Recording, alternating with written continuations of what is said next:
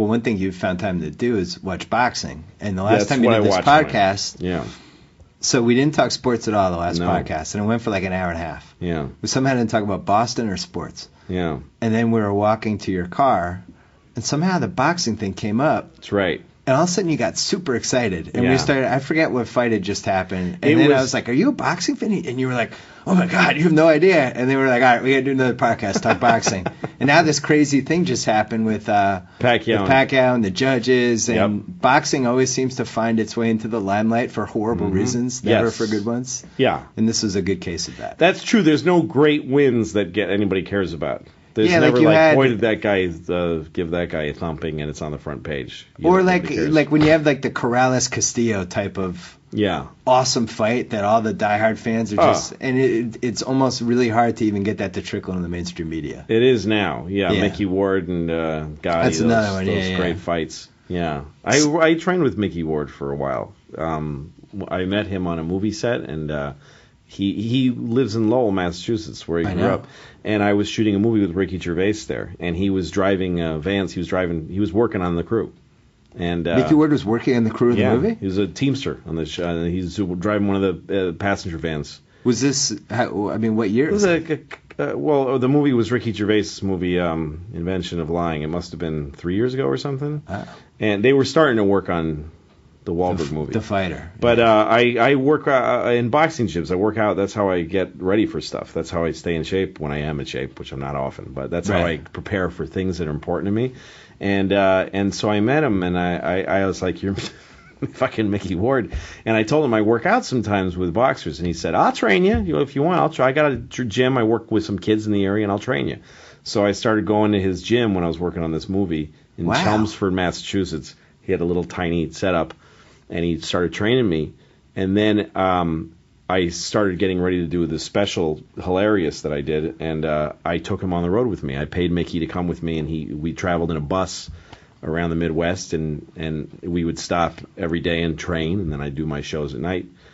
He came out here with me, and we worked out in Freddie's gym. I don't even know how to react to this. Have you ever talked about this? I don't think so, no. Wow. Not really. Mickey and I went to Freddie Roach's gym, and I worked out there, and then he let us, because I was with Mickey, and he's a god to boxing people.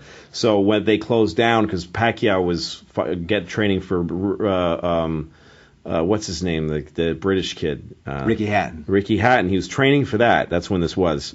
So they shut down the gym for that, but I got to stay with Mickey. So I got to watch Pacquiao train. And but Mickey was a huge gift in my life. You know, he's a great guy. About once a month I get a call from him just saying hi, you know. Right.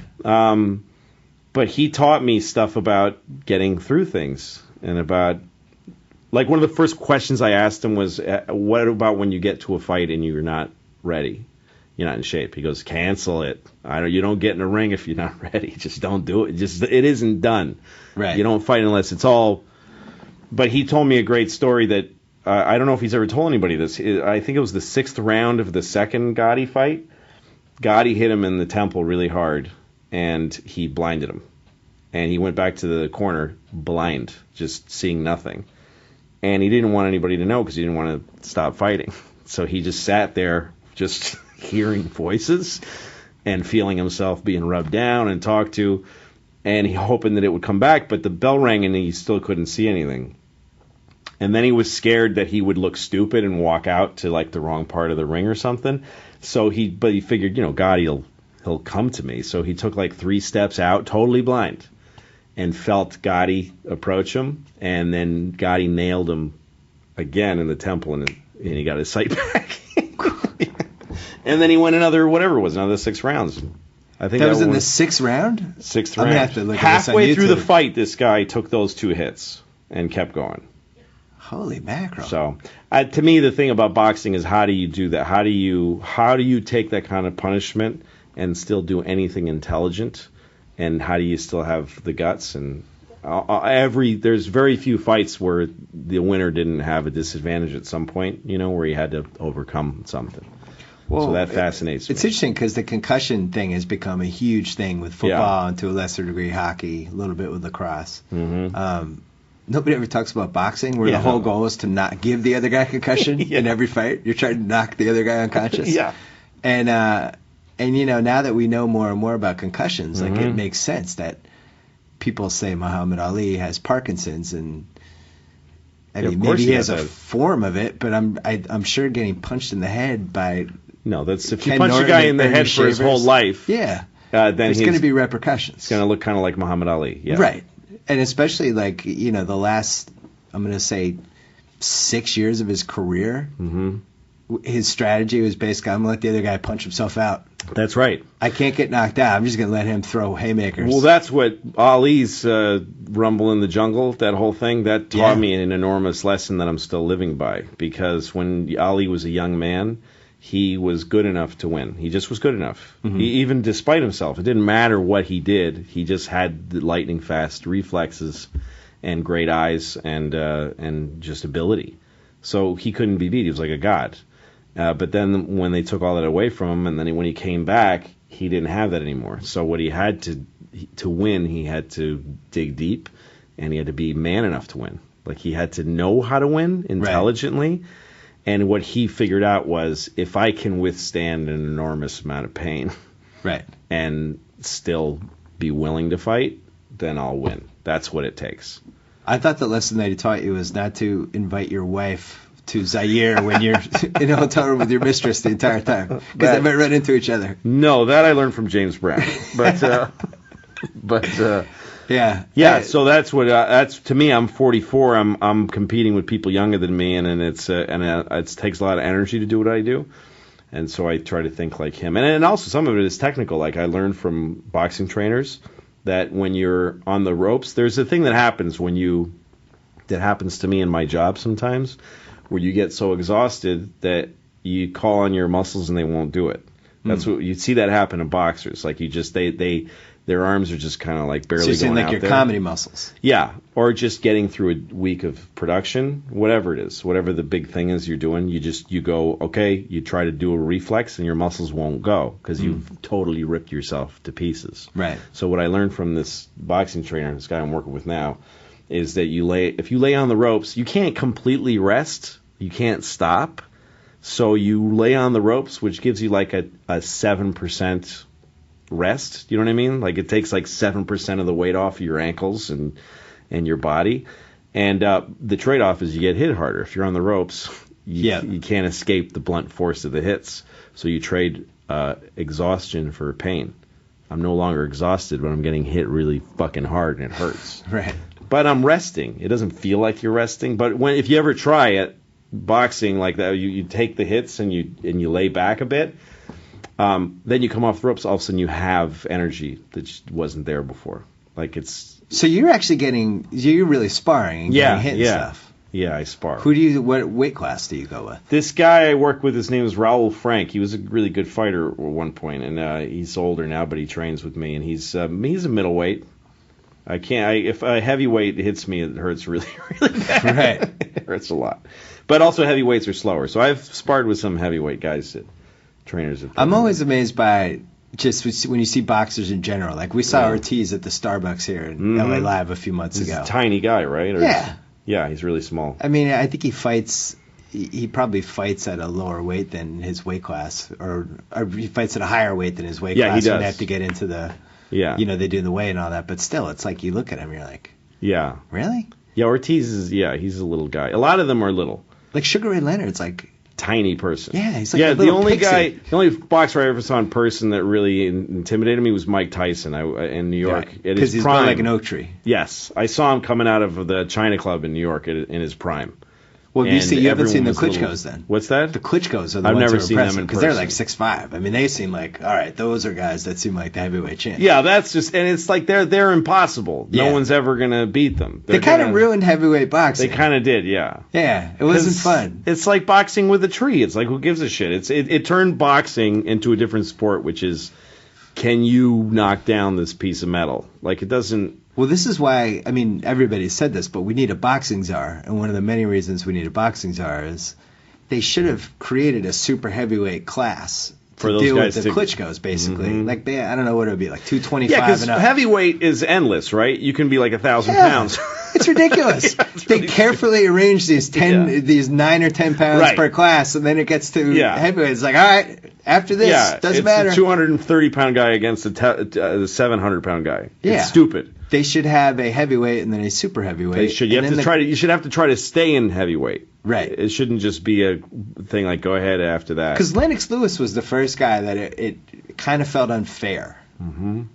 He was just too big, and he's too big. Also, he's one of the first guys that would just lean on guys. Yeah, and he's 235 pounds or whatever. There's that one heavyweight though who's great, and I don't know if he's going to get the fight. I can't remember his name. He's new, and he was a football player or something. He's a new guy. Oh, has he fought anyone yet?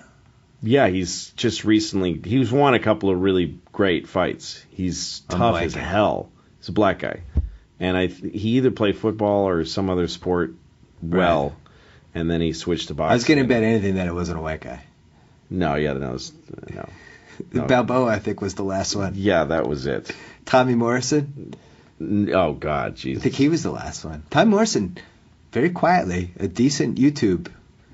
You could spend a half hour enjoying Tommy Morrison on YouTube. Yeah, he is entertaining. He had a couple good ones. And also, he has facial expressions when he fights. Some guys just sort of turn into this thing, but when you can watch a guy really suffer, that's really fun. YouTube has been a godsend for boxing. Oh yeah, you can watch the great rounds. You can just watch call great them up. rounds, and guys like Ernie Shavers who just were totally came and went and never were discussed, and then you can go online and like the Foreman Lau fight, like all the classics are on there now. That's right. So you watch Pacquiao? Yeah, and you watched Pacquiao versus Bradley. And you were, sure. I'm sure horrified like the rest of us. Yeah, but you know what?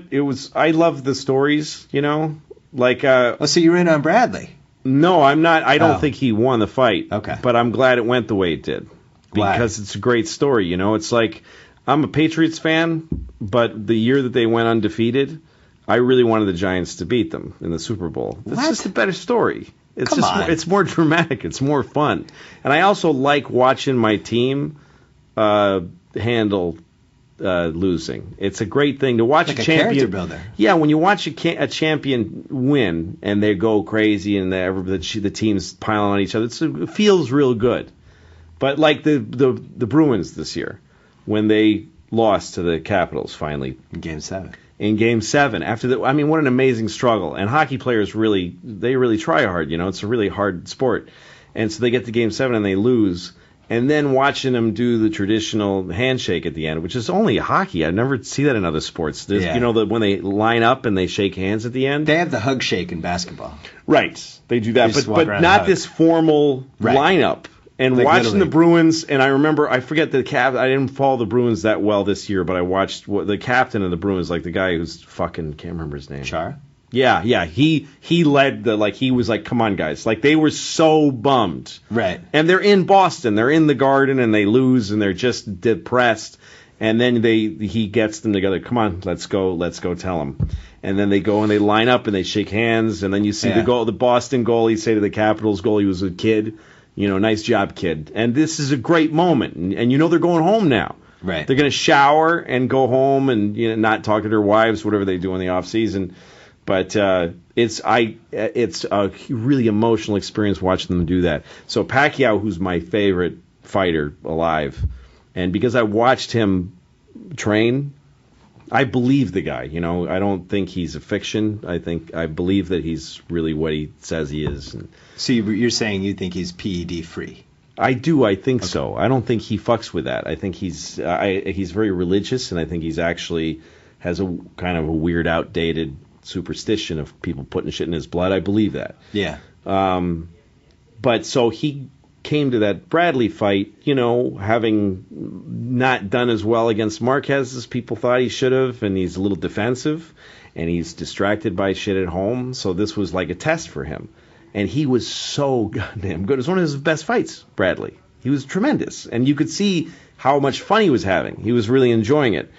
And that he was excited for the victory. And when he took the loss, I was more interested in watching Pacquiao's face when he took the loss. Like the way he took it, just the disappointment. Like you could just see it washing over him. Like, holy fuck. I lost. That's a big loss for him. Yeah. And it means a lot because he can't call Floyd and say I won 50% of the fight. Like, it means a lot to him to lose that. But he took it. He took it like a man, and he said, I don't argue with the decision. And I felt like he should have been more disappointed.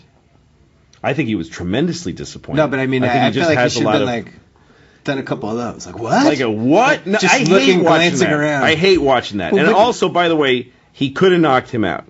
And Pacquiao has a weird little sore spot, which is, I think he's a very nice person. There's been a bunch of fights, if you listen to Freddie talking to him in the corner, where Freddie goes, please knock him out. And Pacquiao looks away from him. It's happened in a few fights. Like Margarito. Freddie wants knockouts from Pacquiao, and he won't do it.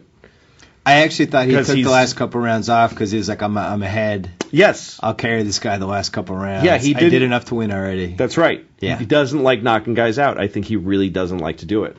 It makes him feel bad. It's a fucking violent thing. Right. To hit someone so hard that they lose consciousness. I think I invent in my head, but I believe that when he knocked out Ricky Hatton, really, that was like I think this is his last one. He knocked him out. He knocked him out. He was snoring. Yeah. The seconds afterwards, Ricky Hatton was. Is he dead out? Yeah. That was real. I think it hurts Manny to do that. I think it's a hard thing to do. He just likes boxing. He likes the flurries. Yeah, he enjoys the athleticism of it. So I think, but it's his fault he didn't get. I don't believe that it's this huge, like whenever a hitter swings at strikes 1 and 2, and then the ump calls him out on 3, that's his fucking fault. You put yourself in a position where an ump could take that away from you. Totally. You know what I mean? I just wish Bradley he didn't knock him out, and he done a little bit more. Yeah. Yeah, Bradley's not. He's not as good. He's just not. And he took a lot of punishment. He threw half as many punches. He had no power whatsoever. No. He fractured his foot in the 4th round. That's right. And was kind of, although we didn't know he was hurt, but I mean, I guess people are arguing. Some people are now trying to. There's everything's about backlash now in 2012. Yes, there's a backlash now to the backlash to the decision. That's right. Saying that no, Bradley actually controlled the fight.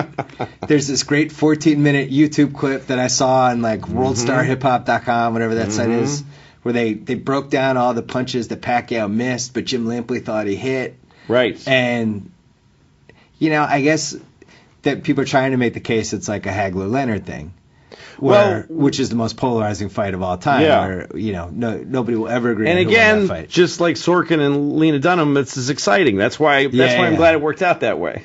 Yeah, and he'll fight him again, and he'll ruin him. He'll kill Bradley, I think. And I'm going to say I won't pay for it, and then I will. You'll say you won't pay for it, but you will pay for it. Oh, I'll definitely pay for it. Of course you will. But I have to put up my whole 4-month charade of how I'm not going to pay for it. This is it. They're not getting it by $60. You guys can go to hell. But it works. You see, it really works. Yeah, it works. It was very smart. And then I'll set up. Mayweather will be out of jail by that time. I think Mayweather's going to. I used to be on the Pacquiao side. Yeah, but I think Mayweather will beat him. I feel like he's underrated now. Well, I think Mayweather against Cotto was his best fight in a long time. He was amazing in that fight. He was really great, and it's really interesting because he really liked Cotto. Like, it was, he usually just makes fun of these guys. Yeah. Like when he fought Oscar and he came out in a Mexican sombrero. He's such a dick, Right. But he liked Cotto too much to go that far with him. Like, he was kind of gentle with him. There's a great moment if you look at the video of the weigh-in for Cotto and Mayweather. Cotto is like he's a real old-fashioned Puerto Rican guy, Yeah. And, he sleeps with that big guy and stuff. Like, he sleeps with a man during training, like, who's like his friend, because he's like a kid. Cotto's like a kid, What? And he's like, did you watch 24/7? You gotta watch. I don't think I saw the part where he slept. Yeah, he sleeps in a bed with a guy. It's not a gay thing. It's just like two friends sleeping in a bed. It's a massive friend of his. It's like guy's like 600 pounds. He sleeps in a bed with him. But Cotto during the weigh-in was wearing these little kind of underoos. Like, boxers always wear these, cool boxer brief, you know what I mean? Yeah. Or they wear like a G-string and try to act like a, whatever. But he was wearing these little kind of colorful underoos, like chones, they would call them if you're Hispanic. Right. And And they are funny. I mean, you couldn't not notice it. And Mayweather was standing next to him, and you could tell he was he was being respectful, but he kept looking away from him and trying not to laugh. Like, oh my God. But that fight was, it was amazing. Mayweather took some punishment, and he's such a smart fighter. He's really, really smart. I feel like Pacquiao may have peaked like 3 years ago, unfortunately, or 2 or 3 years ago. I don't think so. When was the last time he fought a fight that made you go, whoa? Man, he laid the smack down in that one. Like, I haven't totally gotten that feeling from him in a while. He beat the shit out of Margarito. He broke his face. And Margarito's a guy who doesn't stop. I feel like 2 years before that, though, he would have just finished him. Yeah, I don't know. I really honestly think he thinks it's a brutal thing to knock a person out. And he thinks it's enough. I think that this Timothy Bradley thing may have taught him that, because he is an evolving human being. True. But I don't believe that any ability has gone out of his body. I think he's amazing. I've become more and more fascinated by Mayweather because I think is declining. I think he's getting... Well, I don't think jail's going to help him. It's never good to be in the joint. No. It's never good. The joint is never... There's no plus side ever. No, it doesn't improve anybody's life. Yeah, nobody ever said, I'm going to get better at sports. I'm going to spend 5 months in jail. Yeah. If you're fat, then you can lift those weights like they show, and then you get a little buff. Yeah. But Mayweather's not going to, When we did the podcast with the president, we wanted to hire a crew to shoot it so it looked nice for the Sports Center clip or whatever. And we ended up hiring the 24/7 crew, which they were like between gigs or whatever. And so we had like 4 hours to kill because we were in the White House. So we were just asking them 24/7 questions, because these guys have done all of them. Yeah. And these guys revered Floyd, which I thought was really interesting. And they were saying like they always judge the boxers by how seriously they take the road work, how much they run, and they can watch this stuff as they're filming, and they can tell who's going to win the fight. Wow, right. And they were saying that Floyd was just like his work ethic was insane, and they were saying that he'll never get credit for that because he's such a goofball, because of the gambling, because his crazy family, and he's made himself such a character. And they were like, the thing that, he's got like a Jordan-like work ethic. Yeah, he's not going to let anybody beat him, so he'll take as much time as it takes. Right. But I do think if Manny fought Floyd, he would change everything he does. Like, Manny gets distracted by being a congressman and stuff, but I think if he was fighting Floyd, it would be a big game changer for him. That's funny. Like, man, he gets, like, we just casually say, man, he's distracted by, being a congressman. Yeah, like, we don't give a shit. Can you imagine, like, a boxer, like another, like, Alex Rodriguez? It's like, Alex went over just because he's a senator from Iowa. Just because he's fucking the chairman of the House Ways Committee. Yeah. So what's the best fight you've attended? Because you've obviously been to a few. I saw, I like that kid Alvarez, the redhead. Yeah, Canelo Alvarez. Yeah, I like him too. He's all right. And he's not been tested that much yet. He fought Shane and probably should have put him down a lot faster than that. Yeah. And but I like a redhead. I'm a redheaded Mexican, and he looks like me when I was a kid. And I think he's a sincere fighter, and I think he'll do So you've adopted him? Yeah, so I saw him here in L.A. at the Staples Center. And then I saw Cotto and Margarito. But it's hard going to fights because you don't see much. It's hard to see. Like, even if you have great seats, the fucking ropes are in the way. It's like it's not... I like the energy. Like, Cotto and Margarito in Madison Square Garden was amazing because the Mexicans and the Puerto Ricans... Oh. It's the people around you. I barely look in the ring. Yeah. It's just the tremendous... It's just a war in there. And it's beautiful to watch. And there's fights constantly. Oh, yeah. Constant beer getting thrown on people. Well, plus the gambling. You throw that part in, too. It's like people, like, cheering their... that they've actually put way too much of their... Yeah, my wife's going to kill me if you lose. Please. One of the greatest experiences I ever had as a kid was my dad took me to see Leonard versus Hearns, the first fight in the Boston Garden. Closed circuit. Jesus. Which sounded like kind of like gimmicky at the time because it's like, so we're gonna show it, we're gonna put whatever they did, I guess sheets or however they... And it was awesome. That's so great. Most of the crowd was actually rooting for Hearns for some reason. I don't know whether he was like the underdog or whatever, but I was like a big Leonard guy, and it was just going back and forth. I was like 11, but wow. But it was awesome. But like when you're in the arena for the right kind of boxing event, fights, it's the best. Amazing. Yeah, it's the best. It is. When someone starts getting a little momentum, and I saw Hatton amazing. I saw Hatton Pacquiao. Wow. And the Hatton had a lot of his countrymen there. That's right. And then they all had to go home. Like after 3 rounds. That was really great to hear them doing their fucking... Yeah, they're doing their songs. Hey, Ricky Hatton. Yeah, and then between, in like the second verse, he's fucking down and gone, and you have to get back to England, and you're hungover. That was and plus, great to send them home like that. Those guys started probably 8 in the morning. Oh, God, yeah. No, fucking English people, forget it. It's 4 in the afternoon. They're all wandering on the lobby of the MGM or whatever. It's like, oh, boy, this could be a hairy night if Ricky Hatton wins. No. And they don't really have anybody now in England. They had to... Calzaki's retired. He was Calzaki was great and never really... what's the defining fight of his? Like, you can't even really come up with it. He didn't make much of a career of it. No. Like, he mostly fought in Wales, like almost exclusively. And, that's always a red flag when the guys do that. Who was the guy in Montreal who just did that and he got his butt kicked? Oh, yeah, who was that? Oh, man, I'm blanking on the names. I just watched that fight on Epix. Yeah, me too. Boutte against... Boutte is the guy Boutte against, what's his face? Can't remember. This is terrible. I'm just old. I can't remember any of the names. Why can't I remember that guy's name? Boutte was the guy who would never leave Montreal. Right. And he fought the guy who was in the super middleweight tournament. I'm blanking. And now the boxing message boards are going to make fun of me because I can't remember the guy's name. Well, just cut this part out. Yeah, I just, what it is. Don't make yourself look bad. Edit it later and be like, like say the guy's name. Somebody else. But yeah, that guy never left Montreal, and that was like the big rap on him. And I guess that is a little bit of a red flag.